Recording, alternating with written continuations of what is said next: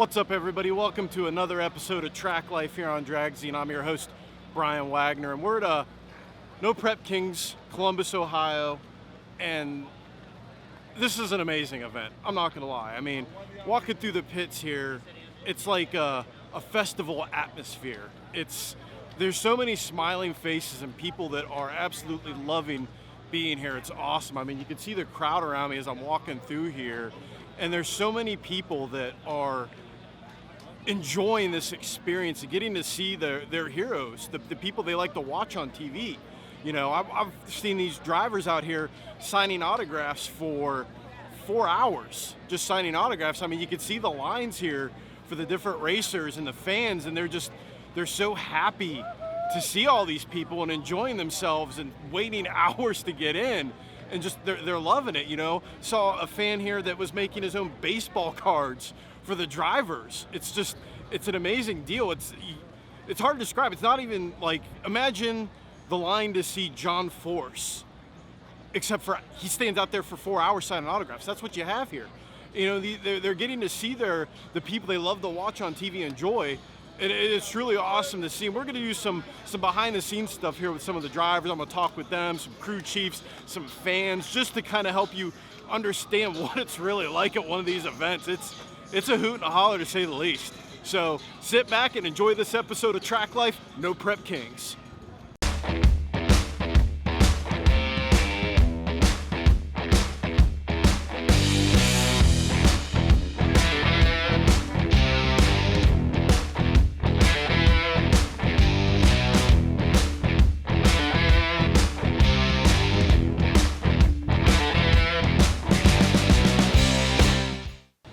All right, we're here in the pits. Chuck Parker and his stunning 55, always looking good. I appreciate that. Chuck, you've made some changes to the car. Let's talk about it. What have you guys done to make this thing more, because Street Outlaws, a lot of people don't realize how competitive this series really is. Yeah, the cars just keep getting faster and faster, at the point that if you're not improving constantly to changing something and try to go faster, better, you're going to fall behind.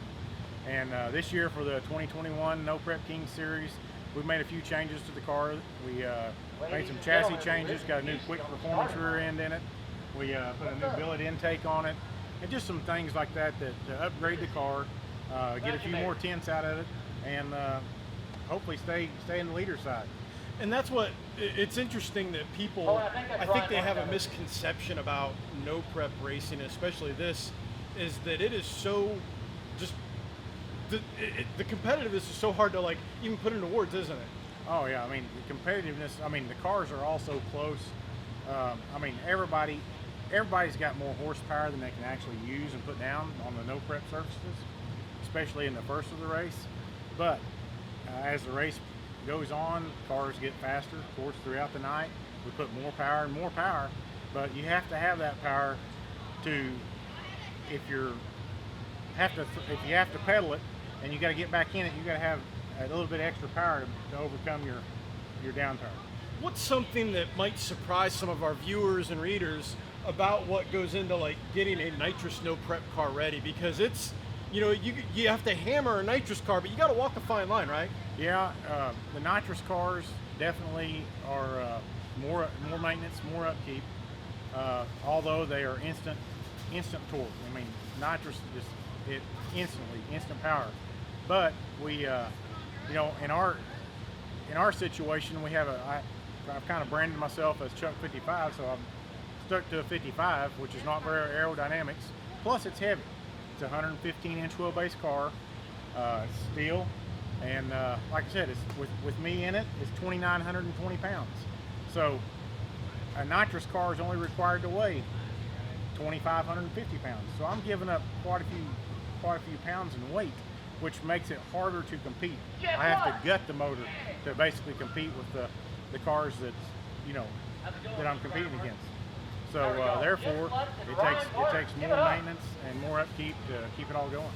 Are we going to see that we did a story on Drag Scene that was quite popular about that nasty blown Nova? When are we going to see that again? Yeah, that nasty Nova. We like I said, it was a car that we're going to try to get lined out, do some outlaw racing with it. We're going to continue to race the 55 as well. But them Hemi blown cars are nasty, and they're a lot of fun. I was gonna say it's a rush. It's a Yeah. lot of fun, but Yeah. you know what, Chuck? Thanks so much. Good to see you as Hey, well. appreciate it. Thanks Catch for you coming around. out. It's Chuck Parker, folks, here on Track Life on dragzine.com.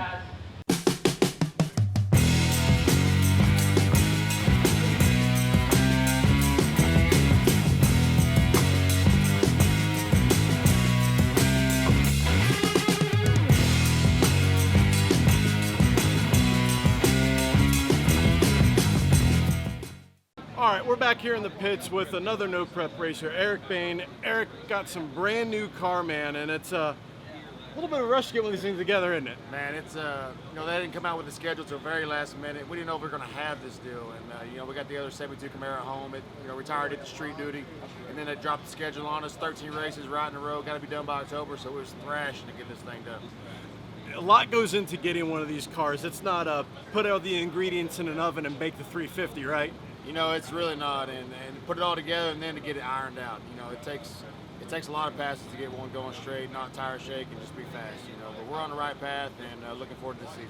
Yeah, because you guys had us on a hub dyno, I saw, and then you rolled up late to here because you were testing at a undisclosed location. That's it. We came in here with 2 passes on the car, and hope to leave here with a W.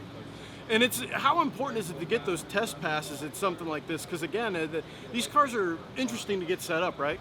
Every track's different too. So, if you can get a test pass at any facility you go to, I would take it because, the track, conditions change, the service changes, and you just got to be ready for whatever they throw at you. Now, you said you're also referring to this car as Boosted Ego. We'll call it, Boosted Ego Vet version. What's it been like driving this versus the old Camaro? This is kind of night and day difference. This chassis is a lot stiffer. It's it goes out, not up and to the side. So it's going to be a real fast car. It's already beat the Camaro to the 330. It works very well. Yeah, because I remember at Outlaw again last time I was there. You earned your sprint car driver's license in that Camaro at one point. The Camaro likes to party, but this Vet, it likes to go straight, and that's actually faster. If you're not wiggling around, you're actually going 660 feet, not 700. It's always faster. So it's like comparing a fine wine to a bottle of gas station whiskey? Pretty much sums it up. But it's a purpose-built car. It'll never see the street. It's track only, and we hope to go far with it. Yeah, and I talked to Ryan Martin's crew guy, Javier, about that. There's a big difference between a track-only and street-only car, isn't there? 100%. It's set up totally different, and to have one car and switch between the two, it's a full 2 days of switching things back over to actually be competitive. So it saves you a lot of time to get this thing ready. 100%. The Camaro's sitting at home on kill for the street. If anybody wants action, it's ready to go, and then the Vet's sitting here ready for track. So it's like J.R. Gray says, when I got oil pressure, anybody got action? That's it, man. Get your wallets out. Nice. Well, thanks very much, man. Hopefully get to see you put this thing in the winner's circle. Let's do it.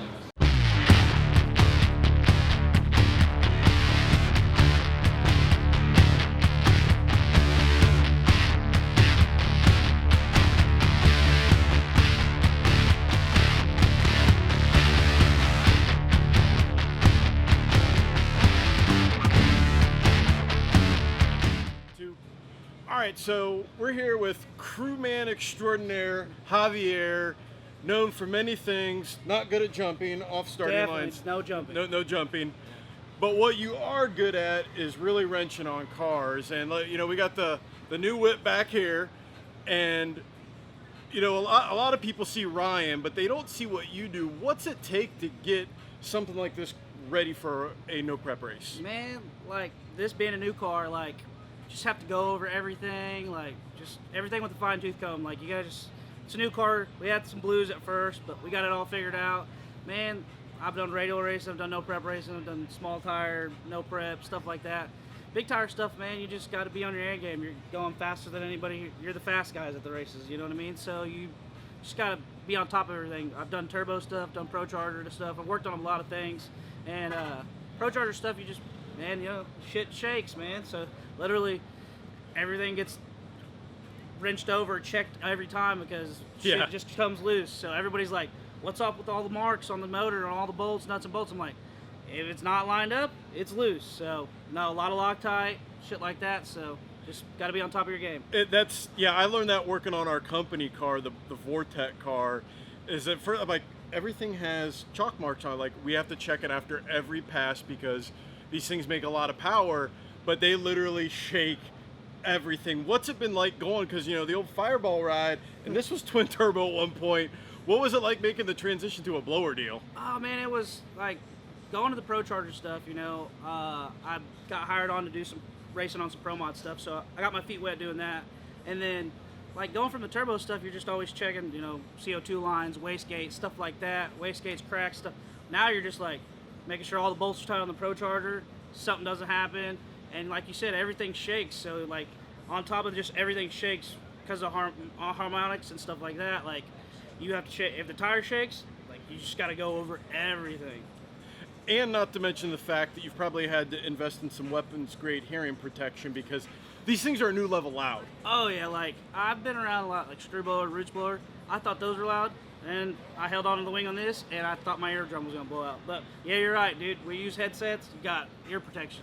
My kids always ear protection. Yeah, you don't want to be like us going, what? Yeah, Huh? dude. Constantly, Ryan's like, "Hey, man, hey." I'm like, "Dude, I can't hear you. Like, since new car, like, can't hear shit." So.